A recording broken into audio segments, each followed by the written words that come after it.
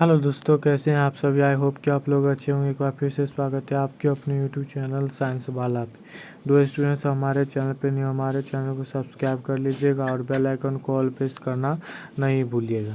तो आज का जो हमारा प्रश्न होने वाला है वह होने वाला है विषाणु। चैप्टर क्या हो जाएगा आपका, विषाणु हो जाएगा।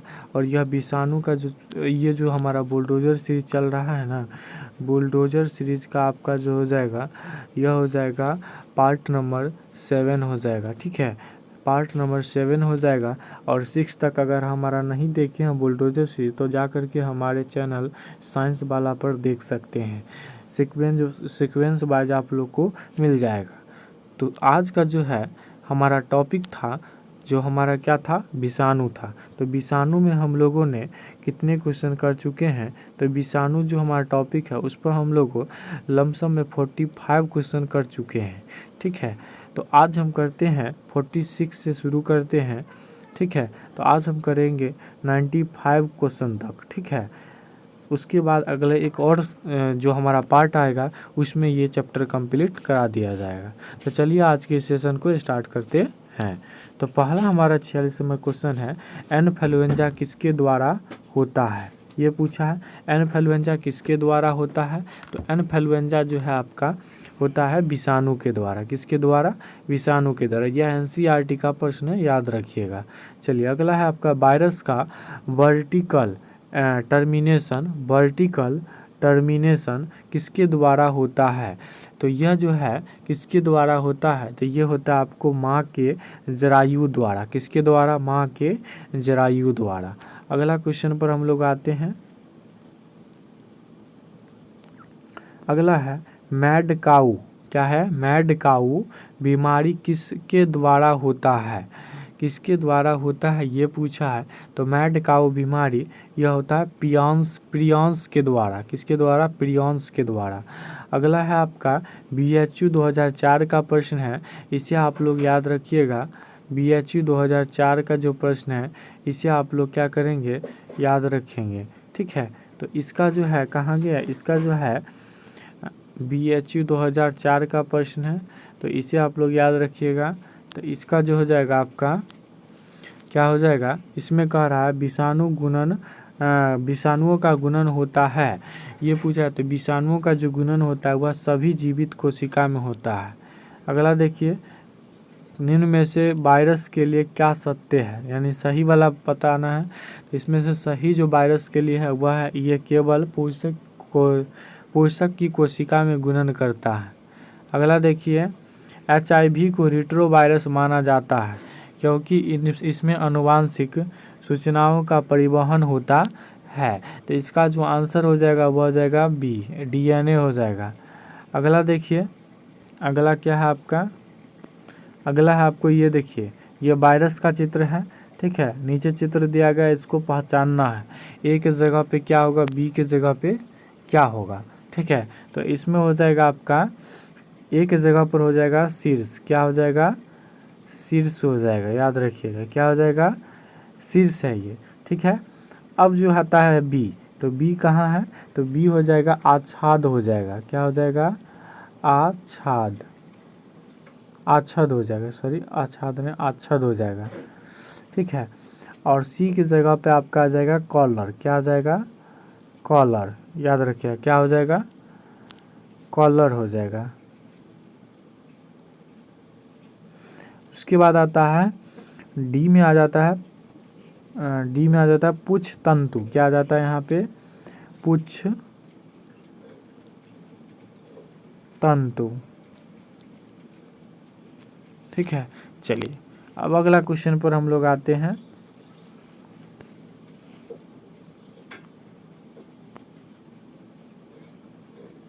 हाँ, विषाणु क्या कह रहा है, विषाणु साधारणतः पूरे पौधे को संक्रमित करते हैं सिवाय किसके, सिवाय जो है किसके करते हैं, तो सिवाय जो है आपका तने के अग्रस्थ भाग के। अगला है आपका क्वेश्चन BHU 2012 का प्रश्न है, इसे याद रखिएगा। तो कहता है पोटैटो ट्यूमर स्पिंडल रोग किसके द्वारा होता है। ये भी VVI प्रश्न है, इसे याद रखिएगा।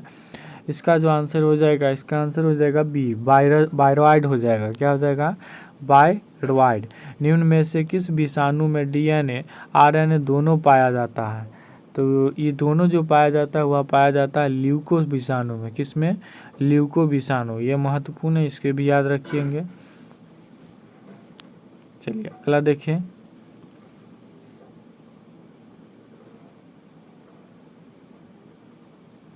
अगला है आपका क्वेश्चन कि मस्तिष्क का ग्रे मैटर किसके द्वारा प्रभावित होता है? तो मस्तिष्क का ग्रे मैटर जो है किसके द्वारा प्रभावित होता है? तो ये होता है आपको एन्सेफेलाइटिस वायरस के द्वारा। अगला है एक्स बॉडीज। क्या कहता है? एक्स बॉडीज का निर्माण किसके संक्रमण से होता है? तो एक्स बॉडीज का निर्माण किसके संक्रमण से? तो वायरस के संक्रमण से होता है। अगला देखिए, संक्रामक प्रोटीन्स होती है। संक्रामक प्रोटीन्स क्या होती है? तो संक्रामक प्रोटीन्स जो है ना वह प्रियांश होती है। क्या होती है?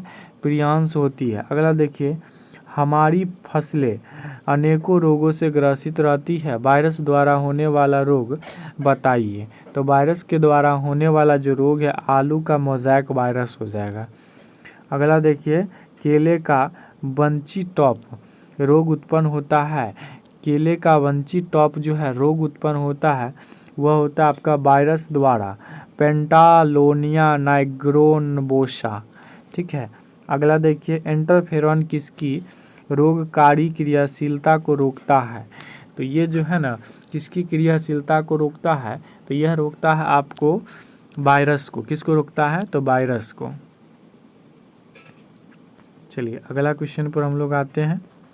टोबैको मोज़ेक वायरस TMV क्या है? ये TMV जो है ना आपका, ये जो होता है आपका क्या है इसका हो जाएगा एक सूत्रीय RNA अणु हो जाएगा। क्या हो जाएगा? एक सूत्रीय RNA अणु हो जाएगा।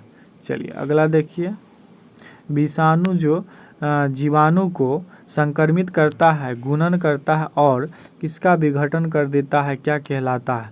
तो ये कहलाता है आपका, क्या कहलाता है? तो यह कहलाता है लाइटिक कहलाता है। क्या कहलाता है? लाइटिक। एम्स 2009 का प्रश्न है, इसे याद रखिएगा। अगला हमारा प्रश्न है, अगला है ऐसे फेजेज जिनमें लाइसोजेनिक चक्र पाया जाता है कहलाता है, वह क्या कहलाता है? तो वह कहलाता है आपको, क्या कहलाता है? टेम्परेट फेज कहलाता है। क्या कहलाता है? टेम्परेट फेज कहलाता है। जीवाणु भोजी होता है यानी बैक्टीरियोफेज होता है, ये पूछा है। तो इसका हो जाएगा आपका आंसर, क्या हो जाएगा? इसका आंसर हो जाएगा आपको क्या? इसका आंसर हो जाएगा आपको एक विषाणु जो जीवाणु को संक्रमित करे। ठीक है। पूंछ युक्त बैक्टीरियोफेज होते हैं। तो पूंछ युक्त बैक्टीरियोफेज जो होता है किसमें होता है ये पूछ रहा है। तो पूंछ युक्त जो होता है ना अगतिशील होता है। कैसा होता है? तो अगतिशील होता है। चलिए अगला देखिए,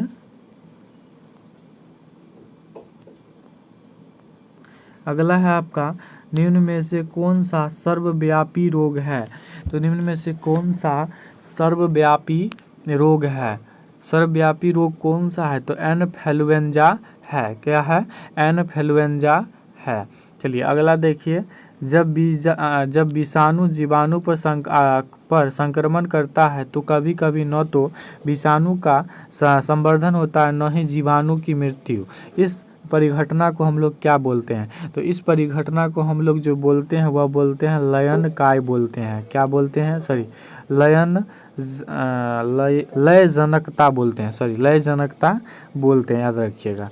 चलिए अगला देखिएगा, रोग ग्रसित परपोषी के आधार पर विषाणु को वर्गीकृत किया गया है। तो कितने भागों में वर्गीकृत किया गया है? तो इसे 3 भागों में वर्गीकृत किया गया है। अगला देखिए, एड्स की बीमारी के फैलाव को बढ़ावा मिलता है। तो किससे मिलता है इसका बढ़ावा?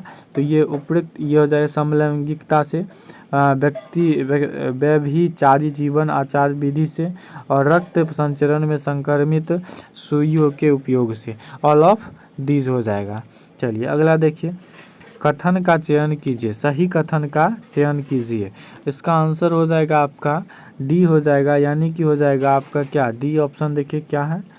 डी ऑप्शन में दिया है वायरस का अविकल्पी परजीवी है, वायरस अविकल्पी परजीवी है। चलिए अगला देखिए, डॉग डिस्टेम्पर रोग का वाहक है। क्या कर रहा है? डॉग डिस्टेम्पर रोग का वाहक है। तो डॉग डिस्टेम्पर रोग का वाहक क्या हो जाएगा? विषाणु हो जाएगा। क्या हो जाएगा? विषाणु। इन्फ्लुएंजा विषाणु में होता है। इन्फ्लुएंजा विषाणु में क्या होता है ये पूछा है, तो RNA होता है, याद रखिएगा, बहुत महत्वपूर्ण प्रश्न है ये, ठीक है, इसी याद रखिएगा। चलिए अगला देखिए, जीवाणु भोजियों में नहीं होता है। क्या नहीं होता? देखिए बिहार BCEC 2006 का प्रश्न है, इसे आप लोग याद रखिएगा। तो इसका आंसर हो जाएगा क्या? RNA। क्या हो जाएगा? RNA। जब वायरस जीनोम पोषक DNA में संयुक्त हो जाता है तब इसे क्या कहते हैं? BHU 2006 का प्रश्न है, इसे याद रखेंगे। इसका आंसर हो जाएगा आपका क्या? प्रोफेज हो जाएगा। क्या हो जाएगा? प्रोफेज हो जाएगा। आलू में पर्ण बेलन रोग किसके द्वारा होता है? तो आलू में पर्ण बेलन रोग जो होता है विषाणु के द्वारा होता है। चलिए अगला क्वेश्चन पर हम लोग आते हैं।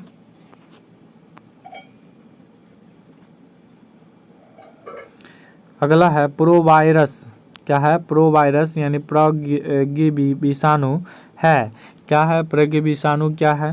तो ये आपका परपोषी में स्थित एक सहजीवी विषाणु केंद्रीय अम्ल है, ठीक है। अगला देखिए, जीवाणु भोजी बना होता है। किसका बना होता है? तो जीवाणु भोजी जो बना होता है ना, वह बना होता है न्यूक्लियो प्रोटीन यानी न्यूक्लिक अम्ल और प्रोटीन प्लस प्रोटीन की। सबसे छोटा कौन है? सबसे इसमें से छोटा कौन है ये पूछ रहा है। तो सबसे इसमें से छोटा जो है ना, इसमें हो जाएगा आपका बैक्टीरियोफेज हो जाएगा, याद रखिएगा। पादप वायरस का पहली बार क्रिस्टलीकरण किसके द्वारा किया गया है था? तो किसके द्वारा किया गया था? तो यह किया गया था आपको स्टेनले के द्वारा किया गया था। किसके द्वारा? स्टेनले के द्वारा।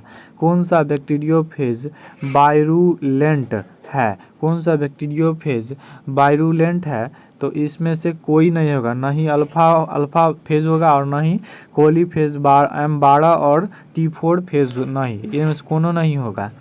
अगला देखिए, जीवाणु भोजी द्वारा उत्पन्न एंजाइम जो जीवाणु कोशिका भित्ति को तोड़ता है क्या कहलाता है? तो ये जो कहलाता है आपको क्या कहलाता है?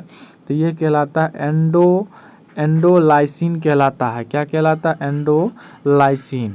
चलिए अगला क्वेश्चन देखिए, कौन सा क्रम राउस सार्कोमा वायरस में पाया जाता है? ये पूछा है। तो इसमें कौन सा पाया जाता है ये देखिए, तो इसमें पाया जाता है आपको क्या पाया जाता है? RNA, उसके बाद DNA, उसके RNA, फिर प्रोटीन पाया जाता है। अगला है कुंडलित RNA रज्जुक तथा कैप्सोमियर में निम्नलिखित में से कौन सा दर्शाता है? तो इसमें क्या दर्शाता है? तो ये दर्शाता है तंबाकू मोज़ेक वायरस, TMV। अगला देखिए, विषाणु का प्रोटीन कोट आवरण कहलाता है। ये देखिए NCERT का प्रश्न, BHU 1999 का प्रश्न है। इसका आंसर हो जाएगा कैप्सिड हो जाएगा। क्या हो जाएगा? कैप्सिड।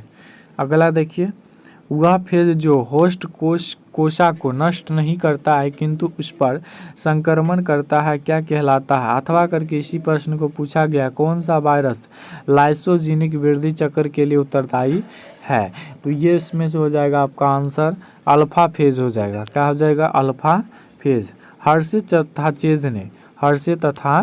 चेज ने किस पर प्रयोग द्वारा सिद्ध किया कि DNA आनुवांशिक पदार्थ है? तो किस पर प्रयोग किए थे? तो यह प्रयोग जो किए थे ना, वह किए थे आपको T2 बैक्टीरियोफेज पर। किस पर किए थे? T2 बैक्टीरियोफेज पर। इस बार जो नीट में पूछा गया है, नीट 2023 में जो पूछा गया है प्रश्न, आपका जो पूछा गया यह प्रश्न, इसमें पूछा गया था हर्षे चेज ने DNA आनुवांशिक पदार्थ का खोज कौन किया था? तो हर्षे तथा चेज ने, ठीक है। तो ये पूछा गया था। और यहाँ पर आपको प्रश्न पूछ रहा है 1993 का एम्स का प्रश्न है, ये पूछ रहा है हर्षे तथा चेज ने किस पर प्रयोग द्वारा सिद्ध किया कि DNA आनुवांशिक पदार्थ है? तो T2 बैक्टीरियोफेज पर, याद रखिएगा आप लोग, ये बहुत महत्वपूर्ण प्रश्न है आप लोगों के लिए। चलिए अगला क्वेश्चन पर हम लोग आते हैं, जीवाणु भोजी 5×174 जेनेटिक मैपिंग किसने दिया था? तो यह जो कौन दिए थे, तो ये जो दिए थे ना आपके एम सेंगर दिए थे। कौन दिए थे? एम सेंगर, याद रखिएगा।